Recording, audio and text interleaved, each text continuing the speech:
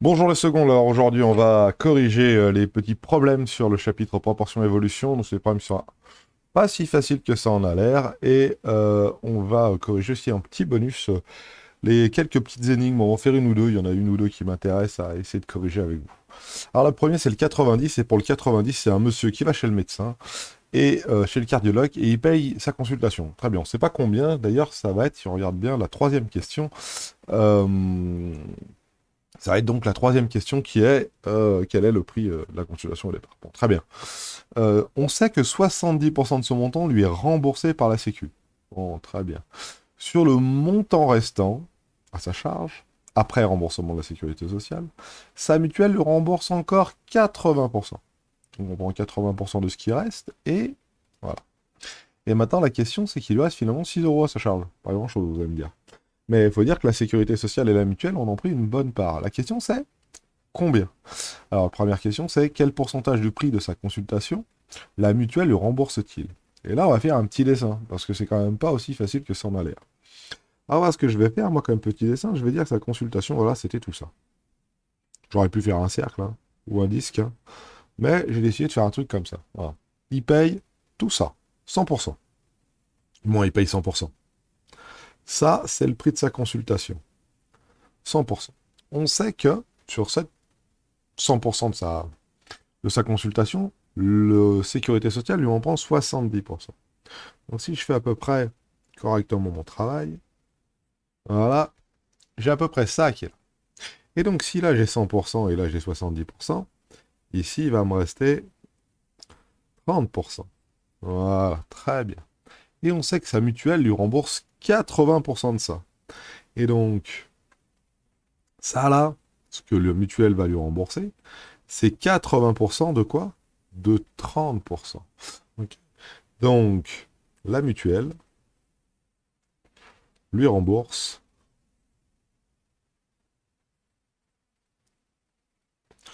80% des 30% restants.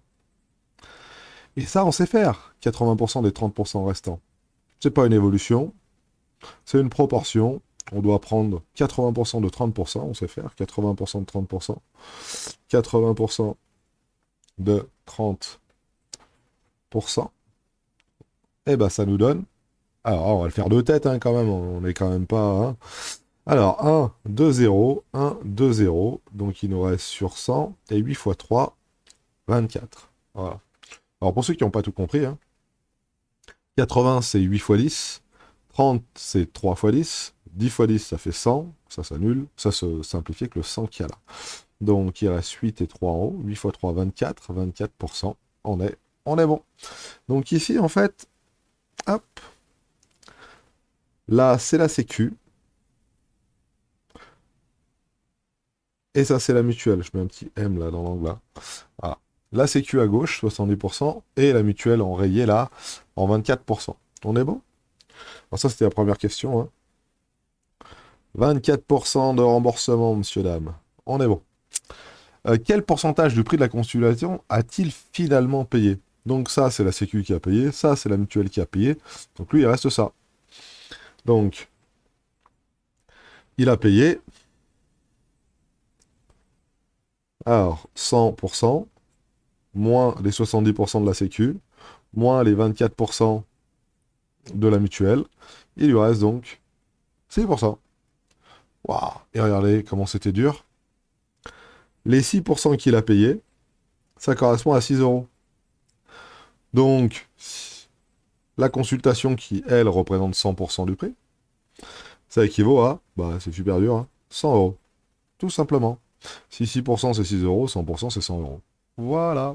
Donc pour le 90, sa consultation chez le cardiologue, 100 euros. 70 euros est payé par la sécurité sociale, c'est-à-dire nous tous, hein, et 24 par la mutuelle. Alors ça dépend des mutuelles, hein. Il y en a qui sont... je sais plus comment le terme. Mais qui prennent les cotisations de tous les abonnés, de tous je sais plus comment ça s'appelle bien d'ailleurs, pour pouvoir faire un pot commun et tout le monde pioche dedans pour pouvoir se faire rembourser ses frais médicaux. Voilà. Donc 6%, 6 euros. Et la consultation, elle en valait 100. Voilà pour le 90. On veut faire aussi le 93. Alors je vous laisserai faire le 91 si vous voulez, le 92 si vous voulez, le 93. Nous, on va le faire. Et puis après, il y a les sujets de bac, hein, 94, etc., etc. Comme vous le sentez, vous pouvez les faire aussi derrière. Voilà, hop. Alors l'écharpe de pierre a une forme rectangulaire qui a rétréci au lavage. Alors regardons, on va faire un petit dessin, hein, quand même. Une écharpe rectangulaire, ça doit ressembler à quelque chose de comme ça. Je sais pas quelle taille elle a, hein. Et puis d'ailleurs, c'est pas demandé, hein. C'est juste une écharpe rectangulaire. On sait qu'elle a une longueur, voilà, et qu'elle a une largeur. Petit L, grand L. Et elle est passée à la machine à laver. Et en passant la machine à laver, elle a réduit. Donc c'est la même, mais un tout petit peu plus petite. Voilà. On est d'accord? Et ici, donc, elle a réduit de combien? Sa longueur, elle a diminué de 15%. Donc sa longueur a diminué de 15%. Et sa largeur, elle a diminué, elle, de 20%. Ok. Donc une diminution de 15%. Je vous rappelle que si on veut calculer le coefficient multiplicateur que ça correspond, c'est 1 plus moins 15 sur 100. Et 1 plus moins 15 sur 100, ça fait tout simplement 0,85. Moins 20%, ça équivaut à dire que j'ai un coefficient multiplicateur de 1 plus moins 20%. Et ça fait 0,80. On est bon. Je vais peut-être pas avoir assez de place pour finir l'exercice, mais bon, c'est pas bien grave. Ici, on a l'air de l'écharpe. Et cet air de cette écharpe, on est d'accord que c'est petit l fois grand L. La surface, l'air de l'écharpe, longueur fois largeur. Ici, par contre, elle a réduit. Elle a réduit de moins 15% pour la longueur. Donc, c'est comme si on avait multiplié la longueur initiale par 0,85. Et elle a diminué de 20% pour sa largeur. Donc, c'est comme si on avait multiplié petit l par 0,8 et on obtient la nouvelle écharpe. Quel est l'air maintenant de la nouvelle écharpe? Alors, l'air de l'écharpe, la nouvelle écharpe, l'air de la nouvelle écharpe, ou de l'écharpe, ouais, l'air nouvelle, on va l'appeler. C'est donc 0,8 fois petit l fois 0,85 fois grand L. Voilà. Et on nous dit que son air maintenant est de 2448 cm². Voilà. Et on cherche l'air avant son lavage. Donc l'air avant son lavage, on est d'accord que c'est ça qu'on cherche. On cherche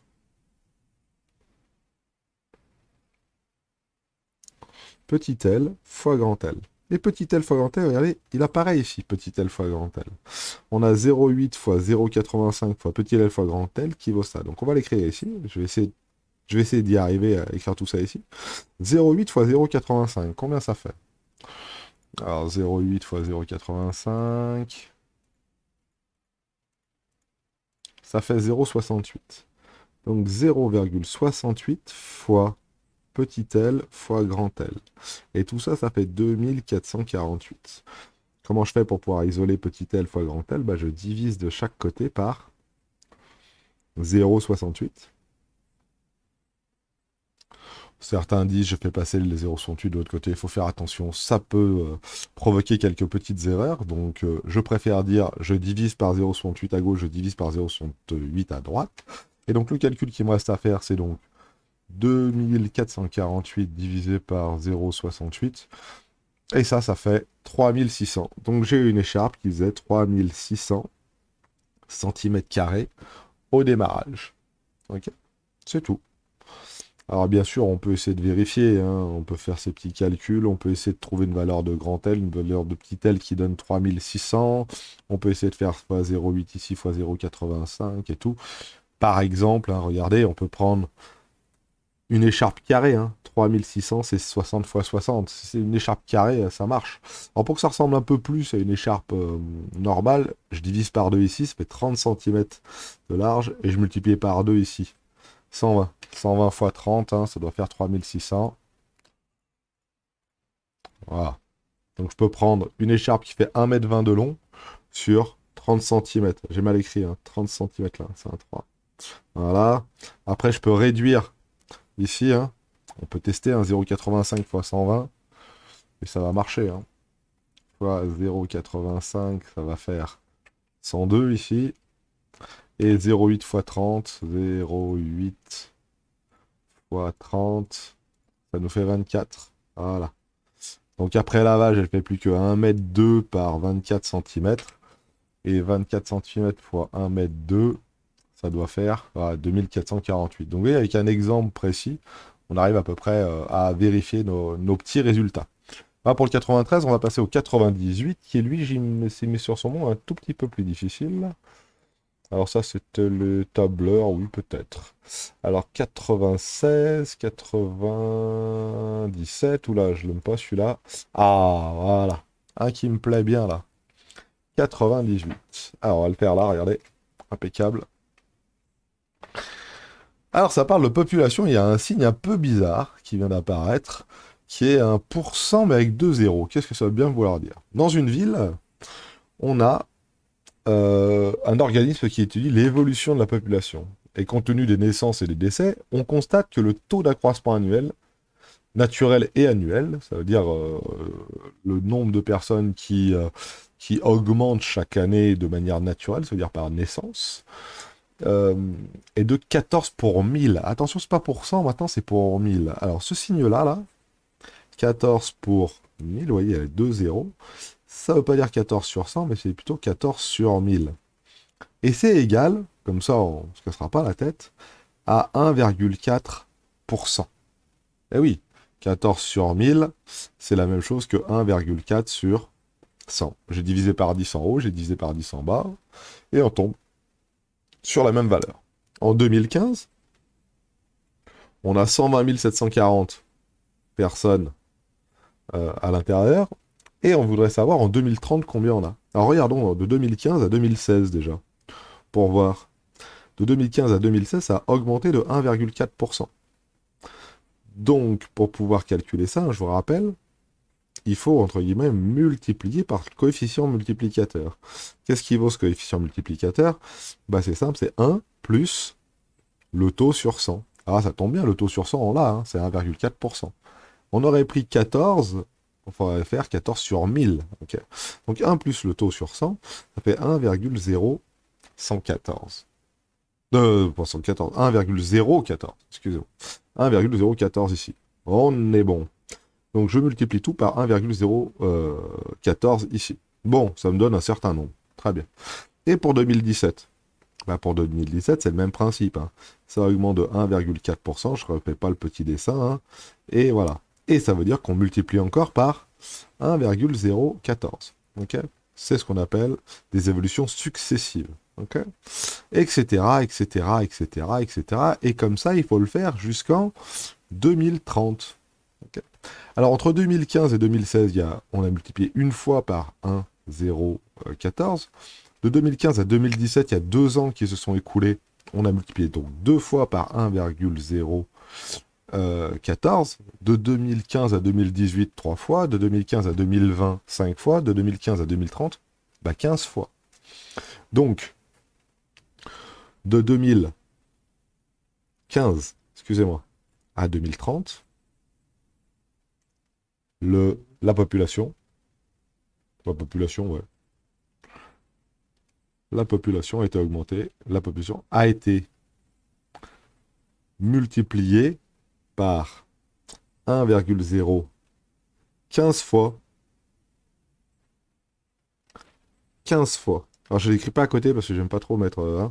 hop, hop, 15 fois. Comment on fait 15 fois 15 fois la multiplication là? C'est 15 fois cette multiplication-là. 2 fois c'est au carré, 3 fois c'est au cube, 15 fois c'est puissance 15. Donc la population en 2030, c'est la population en 2015, multipliée par 1,0114 puissance 15. Voilà. Et la population en 2015, on la connaît. C'est 1200, 120 740 fois 1,014 puissance 15. Alors on peut s'arrêter sur ce nombre-là, là. Okay, parce que vous allez voir ce que ça fait, en fait. 1,0714 fois 1, ouais, 740, je vais y arriver, fois 1,014 à la puissance, hein, c'est ce petit truc-là, hein, à la puissance 15. Et ça nous donne 1,23. 1,23, 1, on va mettre 1, 8. Ça, si on regarde, c'est un coefficient multiplicateur qui veut dire quoi? Qui veut dire plus 23,18%. Ça veut dire que vous faites 15 évolutions de 1,4%. 1,4% 15 fois de suite. Et c'est comme si vous aviez augmenté le tout de 23%. Ok, alors là, maintenant, on va pouvoir calculer assez facilement la fin. Maintenant qu'on a en plus la valeur exacte ici, on va multiplier par 120 740. Et ça nous donne 148 737. 148 737. Alors 738, allez. Hein, histoire de 738, 737, c'est à peu près pareil à une personne près. Hein. Voilà. Et puis voilà. Alors c'était peut-être pas la question parce que... Bah si. À combien peut-on estimer la population de la ville en 2030? Environ 140 738 ou 37, c'est pareil. Donc voilà. Et une question subsidiaire pourrait être de combien ça a augmenté? Eh bien de 23,18%. On aurait pu retrouver ce 23 assez facilement hein, en faisant le taux, c'est la valeur finale, 148 738, moins la valeur initiale, 120 740, le tout divisé par la valeur initiale, 120 740. Hein. Et si on fait ça, hein, si je ne me suis pas trompé, moins 120 740, ça fait tout ça, et on divise par 120 740, et ça nous donne bien notre 23,18%. 0,2318. Donc vous voyez que les formules que je vous ai données, les méthodes que je vous ai données, eh ben, elles sont entre guillemets un peu redondantes, hein. On les réutilise. Et voilà pour ces trois petits exercices. Alors je vais me fendre, vu que ça fait que 17 minutes que je travaille, des petites énigmes qui sont derrière. Alors, il y en a deux, trois qui sont intéressantes. Et vous allez voir que c'est pas si difficile que ça, il suffit de bien les représenter. Si vous les représentez correctement, vous allez voir, c'est pas bien dur. Alors, il y en a, c'est plus numérique qu'autre chose, d'autres, c'est des défis. Voilà. Il faut déterminer un taux d'évolution qui, appliqué deux fois de suite, donne une augmentation de 74,24. Alors, regardez bien ce qu'il faut faire. C'est le sens, celui-là. On part d'ici. Et premier taux d'évolution, on ne sait pas combien il fait, hein. Plus je ne sais pas combien. Voilà. On tombe sur notre valeur. On veut mettre le même taux, hein. Attention, hein, c'est le même là. Hein. Celui-là, c'est le même que celui-là de taux. Hein. Même taux d'évolution, qu'on ne connaît toujours pas. Hein. Et voilà. Et au total, on sait qu'on aura évolué de plus 74,24%. Hop là, excusez-moi. Voilà. Si on regarde bien, plus 74,24%, ça correspond à un coefficient multiplicateur de 1 plus 74,24 sur 100, ce qui fait assez rapidement 1,7424. Ça veut dire qu'au total, ici, on a multiplié par 1,7424. On est très bien. La question est, par combien on a multiplié ici? Alors, ça, je cherche ça, donc je vais appeler ça x. Et par combien on a multiplié ici? Je vais appeler ça x. On peut l'appeler comme on veut. On peut même l'appeler coefficient multiplicateur moyen, par exemple. Je sais pas, comme vous voulez. Moi, je vais l'appeler x. Bon, très bien. Alors, qu'est-ce que je sais? Si je prends ma valeur qui est ici, je multiplie par x et je remultiplie par x, au total, j'aurais multiplié par 1,7424.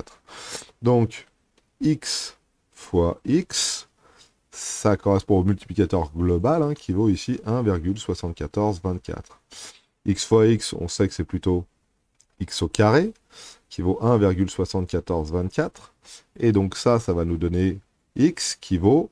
Alors, attention, pour être vraiment précis, x qui va nous donner racine carrée de 1,7424 et moins racine carrée de 1,7424. On verra cette valeur-là un peu plus tard, mais on sait que x est un coefficient multiplicateur et qu'il n'est pas négatif. Donc cette valeur-là, elle est bien, mais elle ne nous intéresse pas. Celle qui nous intéresse, c'est plutôt celle-là. Là. Racine carrée de 74,24. Et ce qui nous donne... Alors c'est parti, 1,7424 et ça nous donne 1,32. Donc le coefficient multiplicateur que je cherche, hein, c'est le coefficient multiplicateur entre guillemets moyen, okay, c'est 1,32. Et ça, hein, je vous rappelle que si on veut trouver le taux c'est donc le coefficient multiplicateur 1,32 moins 1 fois 100. Voilà. Et ça nous donne donc un taux en pourcentage, je le mets en pourcentage, voilà, qui donne plus 32%. Si vous faites deux fois une augmentation de 32%, plus 32%, plus 32%, et ben vous obtenez un taux qui vaut 74,24. Alors je cherche ma petite gomme, je fais une petite pause. Allez, on a trouvé, on a pseudo-trouvé, voilà, donc ici il faut mettre plus 32% à chaque fois, hein. Plus 32%, plus 32%, et au total, ça nous fait donc une augmentation de 74,24%. Donc on pourrait symboliser ça, hein, très rapidement, hein. Plus 32%, plus 32%, c'est exactement la même chose que de faire plus 74,24%. Et vous voyez, hein, un truc très important qu'il faut bien se mettre dans le crâne, on aurait pu dire, bah, je fais 2 fois 32%, ça fait 64%. Non. En tout, ça fait 74,24%. Voilà. Et voilà pour le 100. Alors, regardons le 101, parce que c'est exactement le même. Le problème, c'est que c'est pas 2, mais 3. 3 fois de suite, une baisse de 34%. Alors, une baisse de 34%, c'est combien? Bah, on va tout de suite le calculer, hein. Alors, 1 plus, entre parenthèses, moins 34,1497 sur 100. Donc voilà, et ça c'est le coefficient multiplicateur total. Et c'est plus 2, mais c'est 3 fois de suite. Donc le taux d'évolution, c'est puissance 3. Et x puissance 3 équivaut 0,658503. C'est ça à résoudre. Et ça à résoudre, pas évident, hein. Parce que autant ici on avait la racine carrée, hein, la racine carrée, hop, si on a un carré qui vaut quelque chose, on le retrouve avec la racine carrée. Par contre, ici, avec le 3, comment on fait? Eh bien, c'est une racine qui est un peu particulière. C'est la racine cubique. Donc, x, ça vaut bien la racine cubique. Donc, on met un petit 3 ici. On met un petit truc ici. Donc, vous n'êtes pas censé le savoir, entre guillemets. Mais bon, maintenant que je vous ai dit pour la racine carrée, bah, c'est la même chose pour la racine cubique. Et la racine cubique, elle se trouve sur la calculatrice à des endroits un petit peu particuliers. Elle se trouve ici, là, juste là. Donc regardons, hein, il faut bien que je tape 0,658503. Voilà.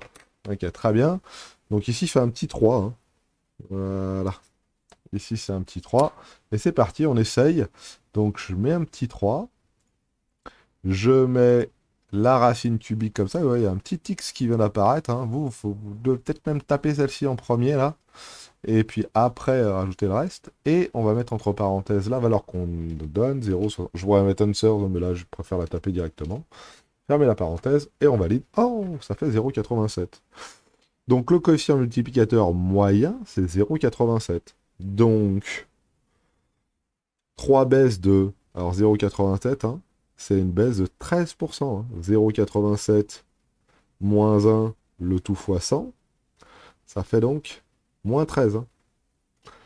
Moins 13%. Donc il faut moins 13% 3 fois de suite pour obtenir moins 34, je ne sais quoi. Ok. Donc là, la réponse pour le 100, c'est moins 13. La seule petite difficulté, c'était celle-ci. Vous ne la connaissiez pas. Vous pouviez essayer par des essais, par dichotomie, on appelle ça. On essaye 0,85, on essaye 0,90, et puis après, on essaye de trouver pour que quand on multiplie 3 fois par lui-même, hein, on met puissance 3, on tombe sur un truc qui ressemble à ça. Très bien. Et si on le 103, c'est un grand classique des STMG. Celui-là, on l'adore. En tout cas, les profs de maths l'adorent, celui-là. Je sais pas pourquoi. Pas si fantastique que ça, mais les profs de maths l'adorent, celui-là. On prend un petit peu de pognon, un petit peu d'argent, on le met à la banque, et il va faire des TI, on appelle ça. Ça veut dire que la banque vous l'emprunte, et il va l'investir, et l'investissement qu'elle va faire dans les entreprises, dans l'immobilier ou dans autres, ça rapporte à la banque, et indirectement, ça vous rapporte à vous. Ça vous rapporte un taux fixe, un taux de 1,5%. Donc vous placez cet argent, Au bout d'un an, vous avez 1,5% de plus. Au bout d'un an, vous avez 1,5% de plus, etc., etc. Donc, c'est des évolutions successives, hein. Vous parlez de 1500, et après, vous rajoutez plus 1,5%. Et après, vous rajoutez, vous obtenez année 1, c'est ici, hein, année 2 plus 1,5% ici, etc., etc. Là, vous tombez sur l'année 2, etc., etc., etc. Et le but du jeu, c'est de savoir quand c'est que ça aura doublé. Donc, quand c'est qu'on va arriver environ à 3000. 3000 ou plus, hein. On est bien d'accord? Alors, regardez bien ce qu'on va faire. Très simple. 1,5%. Ça correspond à un coefficient multiplicateur de 1,015. Avec tout ce qu'on a fait, je pense que ça, vous y serez arrivé assez vite. Ce 1,015, il faut qu'on le multiplie un certain nombre de fois. Faut faire 1500 fois 1,015 multiplié par 1,015, et ça un certain nombre de fois. Donc en fait, ce qu'il faut essayer de résoudre, c'est la chose suivante. Il faut trouver un nombre, x, qui, lorsqu'on met 1,015 à la puissance x et qu'on multiplie tout par 1500, ça fasse 3000. Ou plus exactement que tout ça, là, ça fasse 2, en fait. On cherche 1,015 à la puissance x qui vaut 2. Quand c'est que pour combien d'évolution de 1,5%, on tombe sur une évolution qui fait 100%, donc dont le coefficient multiplicateur est 2. Voilà. Alors là, impossible à résoudre en second. Je pourrais bien vous l'expliquer, il y a bien des techniques algébriques, mais le mieux c'est quand même d'utiliser la calculatrice. Et pareil, on peut essayer par dichotomie. Alors je vous montrerai. On va essayer par exemple pour x qui vaut 10. Essayons pour x qui vaut 10. Alors 1,015 puissance 10. Est-ce que j'obtiens 2? Non, j'obtiens un 16. Un 16, c'est pas assez. Donc on va prendre un peu plus grand. X qui vaut 30. Allez. 1,015 puissance 30. Ah, 1,56. Ah, je suis encore loin, hein. Je suis encore loin, hein. Allez, on va essayer 50. X qui vaut 50, on y va. 1,015 à la puissance 50. Ah, 2,10. Donc je suis un petit peu au-dessus. Là, vous avez vu? Alors pour 30, je suis au-dessus. Je suis en dessous. Et pour 50, je suis au-dessus. Donc moi, ce que je vais faire, je vais prendre la moitié là. Entre 30 et 50, c'est 40. Entre 30 et 1, c'est 40. Donc on réessaye. 1,015 puissance 40. Et là, je suis en dessous. 1,8. Hein. Donc si je suis en dessous, ça va se situer entre 40 et 50. Donc à chaque fois, je teste le milieu. Vous voyez, 45. Voilà, 45. Parce que 45, ça marche ou ça marche pas? 1,015 à la puissance 45. On va se rapprocher tout doucement. 1,95. Donc c'est pas encore assez. Donc c'est entre 45 et 50. Entre 45 et 50, ça fait environ 47. Alors essayons 47. X égale 47. Alors on y va. 1,015 à la puissance 47. Ah, 2,01. Ah, on est pas mal, 2,01. Je suis un peu au-dessus. J'avais testé 45 et 47. 45, je suis en dessous. 47, je suis au-dessus. Donc, à mon avis, on va essayer 46. Ah, c'est ça la dichotomie. On prend à chaque fois au milieu, entre guillemets. On fait des essais et on essaye à chaque fois de découper l'intervalle de recherche en deux, en essayant de taper au milieu. Ça optimise un petit peu, on va dire, la recherche. Puissance 46. Ah, 1,98. Donc, à mon avis, 1,98, à mon avis, c'est au bout de 47 années qu'on tombe là-dessus. Alors, comment on aurait pu faire autrement? Alors, on aurait pu utiliser notre calculatrice de manière un tout petit peu plus maligne en utilisant la table. Si j'utilise la table ici, et que je lui demande de me dessiner toutes les valeurs de 1,015 à la puissance x, et ça, je vais lui demander pour toutes les valeurs de x qui vont entre 10, parce que je sais que ça commence à 10, et que pour 50, je suis à 2,10, donc on est un petit peu au-dessus, et on valide, par pas de 1. Et on lui demande de tracer tout ça, et quand on descend, il suffit de chercher dans la colonne de droite quand c'est qu'on tombe sur 2. Et on tombe sur 2 sur 47. Voilà. Au lieu de se les faire à la main, là, par dichotomie, une fois sur deux, ou en découpant les intervalles en deux, eh ben, on va lui demander de toutes me les calculer. Ma calculette, elle est capable de me calculer plein de valeurs. Donc voilà comment on peut faire. On aurait pu aussi faire quelque chose d'intéressant, hein. On revient, on aurait pu la tracer, cette fonction. Ok. Alors moi, hop, il y a un petit problème. Hop. 1,015, voilà, à la puissance x, et on aurait pu la tracer. Alors, on commence à 0, non, on va pas commencer à 0, on va commencer à 10. Alors, hop, tac, tac, on commence pour x égale 10, on va aller jusqu'à x égale 50, y minimum, bon, on va lui mettre 0, hein, parce qu'on sait que c'est pas négatif, hein. Et puis x maximum, nous on veut aller jusqu'à 2, on veut voir qu'on sait que ça passe à 2, donc on va laisser 3, et puis on va la tracer. Voilà. Et avec un petit curseur là, tac, on va essayer de voir quand c'est qu'on est à 2. Et alors quand c'est qu'on est à 2, hop, hop, hop, hop, hop, hop, hop, je sais pas trop. Alors il y a un autre petit truc, hein, qu'on pourrait faire. Dans le Y2, on met juste 2, regardez. Hop, hop, hop. Donc comme ça, il me trace une droite et je vois où est le point d'intersection. Donc je fais F1 et je vais chercher par là. Et je vais me rendre compte que pour 47, pour 47,7, pour 47,4, je suis à 2,2. Pour 47,1, je suis à 2,1. Pour 46, pour 46,8, je suis à 2,00. Donc vous voyez, 46,8, on est pas mal, hein. Donc l'année supplémentaire, ça va être 47 ici. Voilà toutes les techniques que l'on peut utiliser avec notre calculatrice.